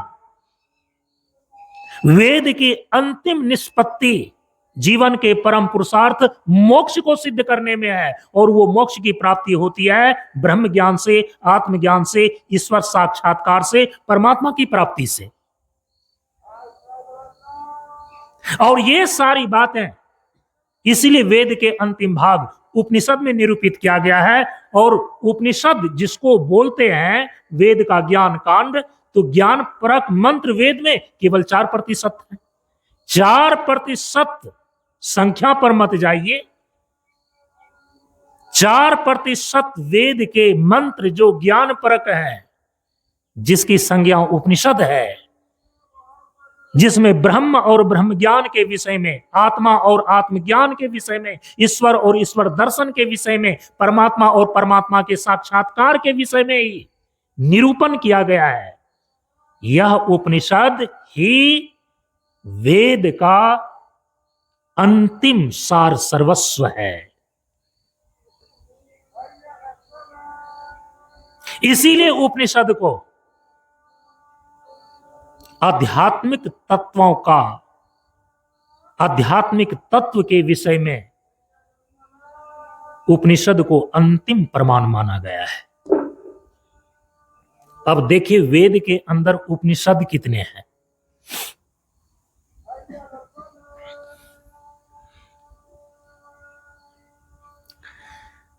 भगवान वेदव्यास ने जब वेद का विभाग किया, और किस किस प्रकार से वेद का विभाग किया, हम विस्तार से बता करके आए हैं। विभाग कर देने के बाद, चूंकि जब यह वेद ही संपूर्ण जीवन और सृष्टि का सनातन सिद्धांत है, शाश्वत संविधान है, इसके बिना जीवन और सृष्टि सही दिशा में चल ही नहीं सकता, अपने लक्ष्य को पूरा नहीं कर सकता। तो पूरे आर्यावर्त की भूमि में उस समय, जिस समय यह पूरा आर्यावर्त भारतवर्ष पूरे विश्व का केंद्र था, भगवान वेदव्यास ने वेद के पठन पाठन के उद्देश्य से वेद को कई शाखाओं में बांटा। पठन पाठन के उद्देश्य से, स्वाध्याय के उद्देश्य से। इसीलिए परंपरागत रूप से स्वाध्याय की परिभाषा ही दी गई है कि वेद के अपनी शाखाओं का अध्ययन करने का नाम है स्वाध्याय। आप भारतवर्ष आर्यावर्त के जिस क्षेत्र में रह रहे हैं, इस क्षेत्र में वेद के किस शाखाओं का स्वाध्याय निर्धारित किया गया है, आपके पूर्वज ही इस चीज को भूल चुके हैं, तो आपको जानकारी कहां से होगी। विदेशी विधर्मियों के द्वारा, आक्रमणकारियों के द्वारा यहां के वैदिक संस्कृति को जब नष्ट भ्रष्ट कर दिया गया, यहां की शिक्षा पद्धति को विकृत कर दिया गया, तो जो वेद के पठन पाठन की गुरुकुल व्यवस्था थी वो समाप्त हो गई। क्योंकि सभी बुद्धिजीवी और विचारक उस समय के, जो कि भारत संपूर्ण विश्व का विश्व गुरु बना बैठा था, अन्य देशों, अन्य मुल्कों के लोगों में जो बुद्धिजीवी हुए, विचारक लोग हुए, वे इस निर्णय पर पहुंच गए, ये भारत विश्व गुरु की पदवी से तब तक नीचे नहीं उतर सकता जब तक उनके मौलिक ग्रंथ और शिक्षा की पद्धति को नष्ट भ्रष्ट न किया जाए। इसीलिए उन लोगों ने ऐसी योजना बनाई, ऐसा षड्यंत्र रचा कि जिस आर्यावर्त की भूमि के लोग अपने वैदिक सिद्धांत के अनुसार से वसुधैव कुटुंबकम की मान्यता को लेकर चलने वाले, अतिथि देवो भव, अतिथि भगवान होते हैं, इस रूप में स्वागत और पूजा करने वाले होने के कारण वे अतिथि बनकर के आए और सनातन धर्मावलंबियों की पीठ के पीछे उन्होंने छोड़ा घोंपा, यहां के शिक्षा पद्धतियों को विकृत किया, यहां के वैदिक संस्कृतियों को नष्ट किया, जिसके कारण से अभी लगभग 1000 वर्ष से आपकी वैदिक संस्कृति, वैदिक ज्ञान और विज्ञान पीढ़ी दर पीढ़ी विलुप्त होती चली गई है। अभी लोग जितने बैठे हुए हैं, आप लोगों में से किसी को भी मालूम है कि आपकी वेद की कौन सी शाखाएं हैं? नहीं है मालूम ना। लोग तो अब यह भी भूल गए हैं कि हम किस गोत्र में जन्म लिए हैं। गोत्र तक मालूम है, गोत्र के बाद शाखा होती है, प्रवर होता है। तो आपको मालूम है कि आपकी शाखा क्या है? शाखा का मतलब है कि आप वेद की किस शाखा से बिलोंग करते हैं। भारत के आर्यावर्त देश के विभिन्न क्षेत्रों के लिए भगवान वेदव्यास ने अपने समय में ही वेद की शाखाओं का निर्धारण कर दिया था कि इस क्षेत्र में उसी का पठन पाठन होगा। उस क्षेत्र में जो भी परंपरा से जन्म लेते हैं, वहां के बच्चों को गुरुकुल में वेद की उनकी शाखाओं का ही पहले स्वाध्याय कराया जाता था। शिखा क्या है, सूत्र क्या है, शाखा क्या है, गोत्र क्या है, प्रवर क्या है, हम सनातन धर्मावलंबी हिंदू लोगों को यही अब मालूम नहीं है। हमारे बाप दादे तक को मालूम नहीं है, तो हमें क्या मालूम होगा। ये वैदिक संस्कृति नष्ट होने का दुष्परिणाम है। लेकिन अभी भी 2 केंद्र हैं, एक काशी है और दूसरा केंद्र गया है। यदि आपकी जिज्ञासा हो, अभी भी वहां से आपके विगत 250 वर्षों का, आपके खानदानों का, आपके वंशजों का,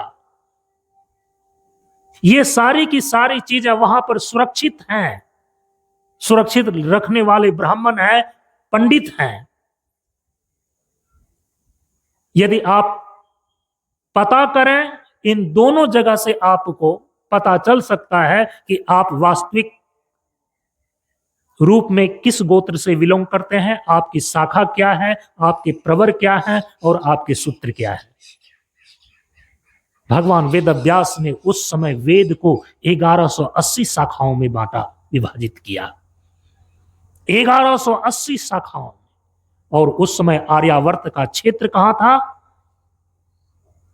अभी जिसको आप पूरा का पूरा एशिया महादेश कहते हैं ना, ये पूरा का पूरा एशिया महादेश जो जम्बू द्वीप है, पूरा का पूरा जम्बू द्वीप एशिया महादेश तक आर्यावर्त भारतवर्ष का क्षेत्र था। ये अफगानिस्तान, बर्मा, अभी अभी इधर फिलहाल में भारत से अलग हुए हैं ना, अफगानिस्तान की ही तो गांधारी थी।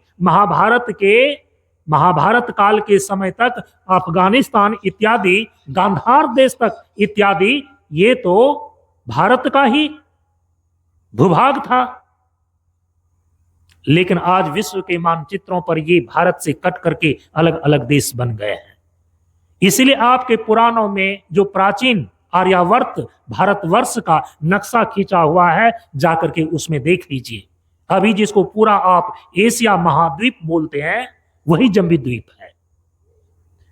1180 क्षेत्रों में बांटा और वेद की 1180 शाखाएं भगवान वेदव्यास ने वेद के प्रचार प्रसार और पठन पाठन की दृष्टिकोण से उन्होंने 1180 शाखाओं में विभाजित किया।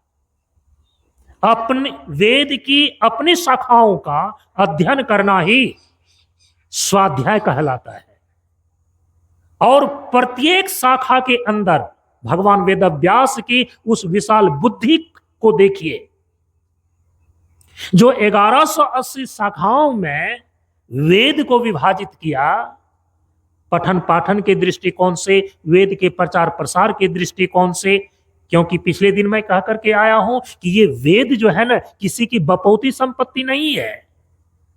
इसलिए भारत जो है ना, केवल व्यक्तिगत अपनी चिंता नहीं करता, भारत पूरे विश्व की चिंता करता है। क्योंकि भारत में जो ज्ञान है, भारत का जो दर्शन है और भारत के अंदर जो मूल ग्रंथ वेद है, वो संपूर्ण जीवन और सृष्टि का शाश्वत सिद्धांत है, सनातन संविधान है, वो किसी की बपौती नहीं है।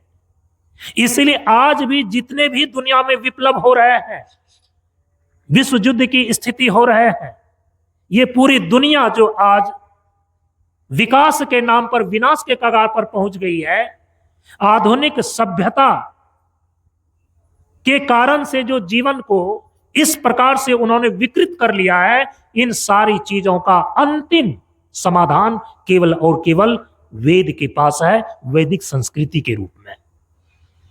इसलिए समय समय पर हमारे महापुरुषों ने नारा ही दिया कि वेदों की ओर लौटो।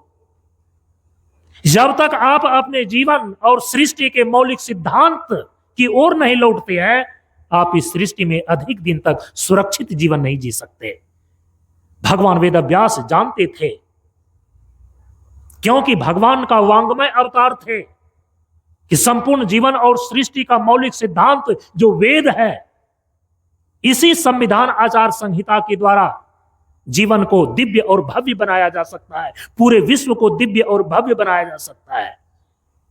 तो पूरे विश्व में प्रचार प्रसार के लिए धरती पर जहां जहां मानव जाति थी, वहां वहां तक वैदिक संस्कृति और ज्ञान को पहुंचाने के लिए भगवान वेदव्यास ने जब वेद का विभाग किया, तो उनको 1180 शाखाओं में बांटा और एक एक क्षेत्र में स्थापित किया।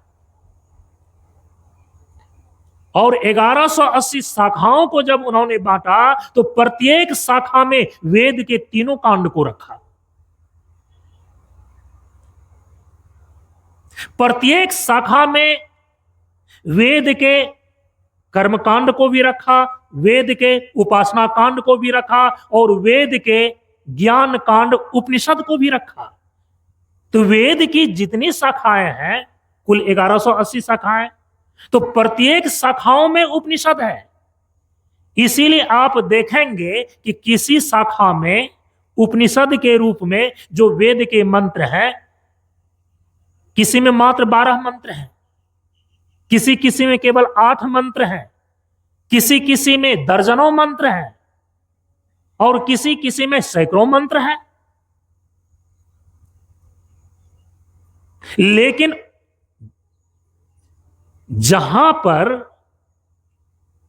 ज्ञान कांड उपनिषद के रूप में 8 ही मंत्र जिस शाखा के अंदर रखा गया है, उसी 8 मंत्रों के माध्यम से ही उस शाखा के अंदर किस प्रकार से वह व्यक्ति अपने जीवन के परम पुरुषार्थ को, मोक्ष को सिद्ध करने का ब्रह्म ज्ञान, आत्मज्ञान प्राप्त कर सकेगा, ईश्वर दर्शन कर सकेगा, परमात्मा की प्राप्ति कर सकेगा, उस 8 मंत्रों के अंदर ही निर्देशित कर दिया गया है। तो इस प्रकार से यदि वेद की 1180 शाखाओं और प्रत्येक शाखाओं में यदि उपनिषद विद्यमान है, तो उपनिषदों की संख्या कुल कितनी हो जाती है? 1180। 1180 उपनिषद हैं, क्योंकि वेद की 1180 शाखाएं हैं। प्रत्येक शाखाओं में कर्म कांड, उपासना कांड और ज्ञान कांड है। तो ज्ञान कांड के रूप में ही उपनिषद है। तो यदि वेद की 1180 शाखाएं हैं, तो उपनिषदों की संख्या भी कितनी हो जाएगी? 1180। लेकिन वो 1180 उपनिषद इस काल क्रम में अभी उपलब्ध नहीं है।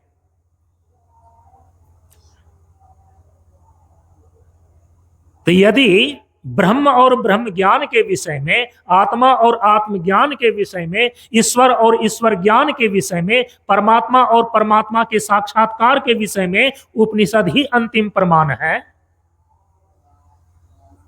और अंतिम प्रमाण स्वरूप उपनिषदों की संख्या 1180 है, और काल क्रम से यदि विलुप्त हो गए हैं,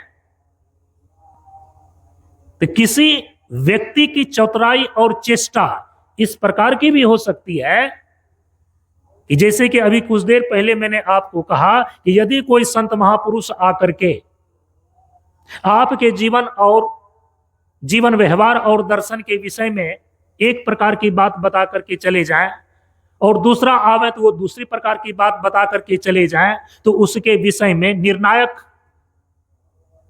जजमेंट देने वाला कौन होगा कि किन की बातें सही है? तो मैंने आपको कहा कि वेद और श्रुति। और वेद और श्रुति में भी ब्रह्म ज्ञान के विषय में, आत्मज्ञान के विषय में, ईश्वर साक्षात्कार के विषय में तो अंतिम प्रमाण उपनिषद है। और वे उपनिषद 1180 की संख्या जो कालक्रम से आज विलुप्त हो चुके हैं, कुछ ही उपनिषद अभी उपलब्ध होते हैं। यदि कोई ऐसे महापुरुष आ जाएं जो ये दावा ठोकें कि मैं भी ईश्वर दर्शन के विषय में, ब्रह्म ज्ञान के विषय में, आत्मज्ञान के विषय में प्रामाणिक बात ही कर रहा हूं और मेरी बातें ही सही है, तो आप कहेंगे तो फिर वो तो वेद प्रमाण से प्रमाणित होनी चाहिए, क्योंकि वेद ही अंतिम निर्णायक है, वेद ही अंतिम प्रमाण है। और वेद में भी ब्रह्म ज्ञान के विषय में, आत्मज्ञान के विषय में, ईश्वर दर्शन के विषय में तो उपनिषद प्रमाण है। तो फिर उपनिषद में वो प्रमाण मिलने चाहिए, उपनिषद से वो प्रमाणित होनी चाहिए। जो बातें ब्रह्म ज्ञान के विषय में आप बता रहे हैं, आत्मज्ञान के विषय में बता रहे हैं, ईश्वर दर्शन के विषय में बता रहे हैं, तो वो ये भी कहने का दाव लगा सकते हैं, अपनी चौतराई से ये भी बात वो कह सकते हैं कि मैं ही उपनिषद के प्रमाण से प्रमाणित बातें ही कह रहा हूं, लेकिन उस उपनिषद से कह रहा हूं अपनी दिव्य दृष्टि के द्वारा जो उपनिषद अभी कालक्रम में विलुप्त हो गए हैं, क्योंकि अभी वो उपनिषद तो है नहीं। ऐसे ऐसे संप्रदाय, धर्म और संस्था वाले हैं जो बिल्कुल ब्रह्म ज्ञान के विषय में, ईश्वर दर्शन के विषय में, आत्मज्ञान के विषय में अनर्गल बात कर रहे हैं, अरे ऐसे ऐसे संप्रदाय है जो कहते हैं कि स्त्री के शरीर के अंदर आत्मा होती ही नहीं है। समझ रहे हैं इस चीज को? ऐसे ऐसे धर्म संप्रदाय हैं अभी समाज में प्रचलित जो कह रहे हैं कि ईश्वर जो है वो जन जन एक एक शरीर के भीतर तो हो सकता है, लेकिन कण कण में नहीं हो सकता है। गंदे नाली के अंदर भी मानना पड़ जाएगा यदि कण कण में मानेंगे तो। अब किनकी बातों को हम माने कि जन जन में परमात्मा है कि कण कण में परमात्मा है? और प्रचार प्रसार के बल पर ऐसी ऐसी वेद विरुद्ध और उपनिषद प्रमाण से असम्मत सिद्धांतों का ही बोलबाला है, उसका प्रचार प्रसार है, जो कहते हैं कि ईश्वर सर्वव्यापक नहीं है, केवल सर्वव्यापकता का भाव है। जब इस प्रकार की बातें होती हैं तो वो भी कई बार ये दावा ठोकते हैं कि मैं भी उपनिषद प्रमाण की प्रमाणित बातें ही कर रहा हूं, मेरे गुरु महाराज भी वही बात कर रहे हैं। लेकिन यदि अभी के उपलब्ध उपनिषद से वो चीजें नहीं मिलती हैं, प्रमाणित नहीं होती हैं, तो समझ लेनी चाहिए। उनके चेले चपाटी लोग कहते हैं कि मेरे गुरु महाराज ने अपनी दिव्य दृष्टि से, अपने योग बल से उस उपनिषद की बात, प्रमाणित बातें आज बतला रहे हैं जो कालक्रम से विलुप्त हो गए हैं। किसी उपनिषद में लिखा हुआ है कि परमात्मा जो है वो कण कण में केवल है, जन जन में केवल है, वो कण कण में नहीं हो सकते। लेकिन याद रखिए,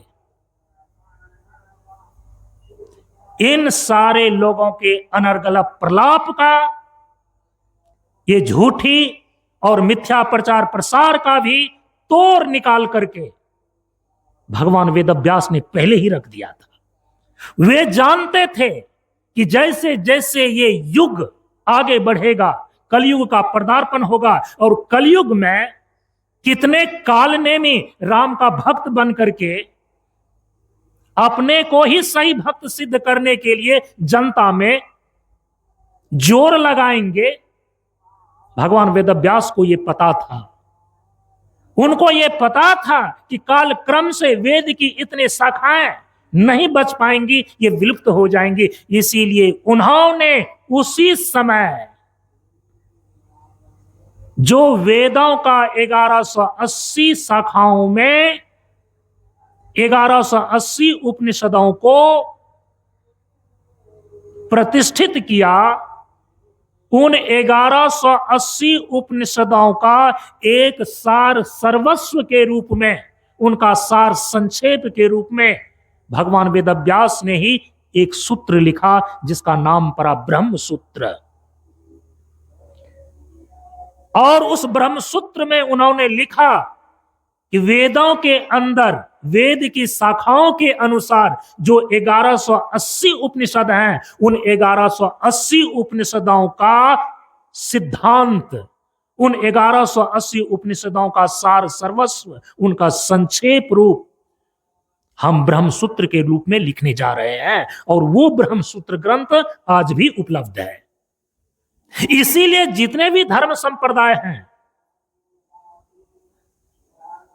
चाहे वो सनातन धर्म के अंदर का हो या सनातन धर्म के बाहर का हो, सनातन धर्म की परंपरा के हो चाहे सनातन धर्म की परंपरा के बाहर के हो, सबके लिए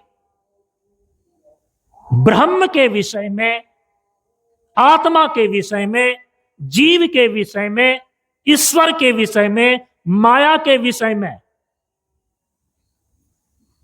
अंतिम प्रमाण भगवान वेदव्यास के द्वारा 1180 उपनिषदों का सार संक्षेप रूप लिखा गया ब्रह्मसूत्र को माना जाता है। और वो ब्रह्मसूत्र कालक्रम में खत्म नहीं हुए हैं, वो आज भी हैं। इसीलिए ब्रह्म के विषय में, आत्मा के विषय में, ईश्वर के विषय में, परमात्मा के विषय में जो कोई कुछ बोल रहे हैं, यदि उनकी बातें भगवान वेदव्यास के द्वारा लिखे गए ब्रह्मसूत्र से, जो सभी उपनिषदों का सार रूप है, यदि उससे सम्मत है तो उनकी बातें सही मानी जाती है। यदि उनसे सम्मत नहीं है, विरुद्ध है, तो यदि आपको वेद में प्रमाण बुद्धि है, वेद के अंतिम भाग उपनिषद में ब्रह्म, ईश्वर, आत्मा, इन सभी चीजों का निरूपण होने के कारण से यदि वेद के अंतिम भाग उपनिषद में आपको प्रमाण बुद्धि है, तो आप निसंकोच रूप से चाहे कितने ही बड़े महापुरुष आत्मा, जीव, ईश्वर और परमात्मा के संबंध में अपने योग बल से, अपने दिव्य दृष्टि के बल से यह दावा करता हो कि मैं पहली बार इस सृष्टि में, इस समाज के बीच ये नया ज्ञान, ये नया सिद्धांत अपने दिव्य दृष्टि तपोबल के द्वारा उतार करके कहने जा रहा हूं, तो उसकी उपेक्षा करने योग्य है, उसकी उपेक्षा कर देनी चाहिए। वो प्रमाणिक नहीं हो सकती। तब उपनिषद ही अंतिम प्रमाण है, ब्रह्म और ब्रह्म ज्ञान के विषय में, आत्मा और आत्मज्ञान के विषय में, ईश्वर और ईश्वर दर्शन के विषय में।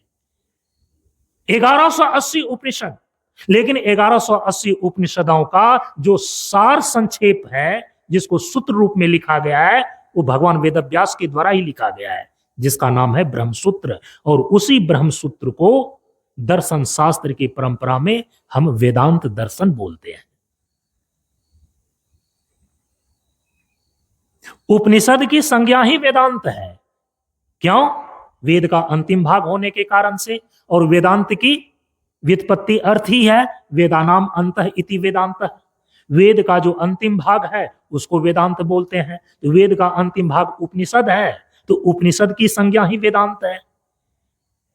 1180 उपनिषदों का सार सर्वस्व संक्षेप रूप में जो सूत्र लिखा भगवान वेदव्यास ने, उनका नाम दिया गया ब्रह्मसूत्र। इसीलिए उस ब्रह्मसूत्र को दर्शन शास्त्र की परंपरा में, दर्शन शास्त्र के क्षेत्र में, इसीलिए उनको बोलते हैं वेदांत दर्शन। क्योंकि वेदांत दर्शन संज्ञा किसकी है? उपनिषद की, क्योंकि वेद का अंतिम भाग है। तो 1180 उपनिषदों को ही सूत्र रूप में, संक्षेप रूप में भगवान वेदव्यास ने लिखा, ब्रह्मसूत्र उसका नाम दिया, इसलिए हम उनको बोलते हैं वेदांत दर्शन। आपके जीवन व्यवहार और आपके जीवन के परम तत्व ब्रह्म और आत्मा के विषय में वेद, वेदांत ही अंतिम प्रमाण है, अंतिम निर्णायक है। उससे सम्मत जो बातें होती है वो प्रामाणिक बातें हैं, वो सही बातें हैं। जो वेद वेदांत से सम्मत व्यवहार नहीं है, जो वेद वेदांत से सम्मत ज्ञान नहीं है, जो वेद वेदांत से सम्मत उपासना नहीं है, जो वेद वेदांत से सम्मत भक्ति नहीं है, वो उपेक्षणीय है, उसकी उपेक्षा कर देनी चाहिए, क्योंकि वो प्रामाणिक नहीं है। ये मत देखिए कि वो किसके द्वारा कहा गया है, ये देखिए कि जो संपूर्ण जीवन और सृष्टि का सनातन सिद्धांत है, उस वेद वेदांत से वह प्रमाणित है कि नहीं है, वह सम्मत है कि नहीं है। यदि इस प्रकार की निष्ठा आपके अंदर बन जाती है, आप बहुत प्रकार के दिशाहीनताओं से बच जाएंगे, बहुत प्रकार के उलझनों से बच जाएंगे। धर्म के नाम पर, अध्यात्म के नाम पर जितने भी प्रकार के उपद्रव आज हो रहे हैं, इन सारे उपद्रवों से आप बच जाएंगे और आपका जीवन सुरक्षित होकर के कर्म मार्ग से होकर, उपासना मार्ग से होकर ज्ञान मार्ग तक पहुंच जाएगा। इसी उपनिषदों में शक्ति तत्व के विषय में क्या कहा गया है, इसी शक्ति तत्व को इस बार हम सभी लोग इस चैत्र नवरात्र साधना अनुष्ठान के सत्संग सत्र में विचारणीय विषय रखा है। आज तो उपनिषद की चर्चा पर ही ये समय पूरा हो गया, अभी और 3 दिन का समय शेष बचा हुआ है। हम उसमें उपनिषदों के आधार पर, उपनिषद प्रमाण के आधार पर जो शक्ति तत्व का निरूपण किया गया है, उस पर थोड़ा विचार करेंगे। आज अपनी वाणी को यहीं पर विराम देते हैं। परम पूज्य गुरुदेव के श्री चरणों में नमन करते हुए आप सबों को एक साथ नमो नारायण। ओम पूर्णमदः पूर्णमिदं पूर्णात् पूर्णमुदच्यते पूर्णस्य पूर्णमादाय पूर्णमेवावशिष्यते। ओम शांति शांति शांति। हरि ओम श्री गुरुभ्यो नमः। हरि ओम।